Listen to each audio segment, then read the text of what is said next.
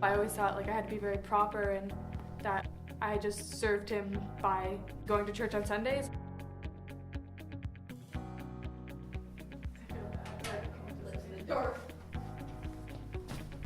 Do you want to go turn off the gym lights or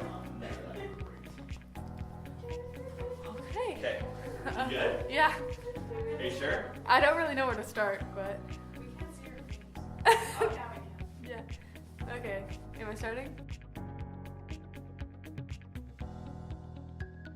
So I was raised Christian in a Christian household, more united if I had to pick one, I guess.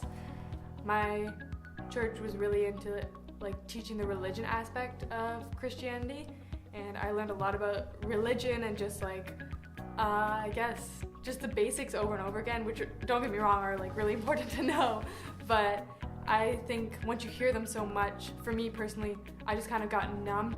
As a child, I heard a lot like a God-fearing woman is a good woman, and like that you should always be pleasant and not speak out when you're not told to speak out, and a lot of like dainty old British rules, I guess. British rules.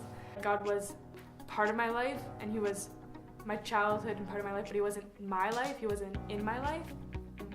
My sister, she went to a youth group, so I started going to a youth group too, and I only went for the fun events because I was living really selfishly, and I thought, oh, I already have Jesus, like I don't need to hear the talk or anything, I just want to come for like mini sticks or like fun things that we do here.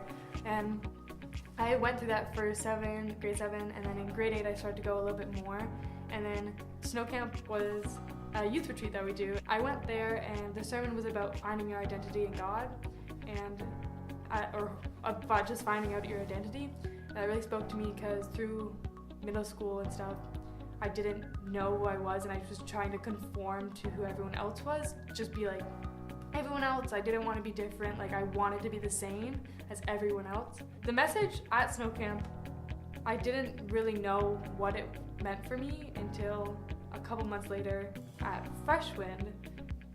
The words, the sermons didn't like really get to me, but during the sermons is when I thought about a lot of stuff, and being in the place of God and the holiness of God. After that, I just kept, like, people would say words over me, and people would pray to me and tell me things, and God, something completely new, he would like, I felt like I could hear him telling me who I was. A bunch of these things just told me things about me, and finally I came up with who my identity is, and I finally could answer that question that they asked at snow camp. I just felt like, hey, I know who I am, and that's awesome because it's more in God and stuff. And I understood when people would talk like about their experiences with God. I wasn't like, oh my goodness, what's that? Because before I never experienced it, but now I experienced it, and I was like, whoa, like I kind of understand better, right?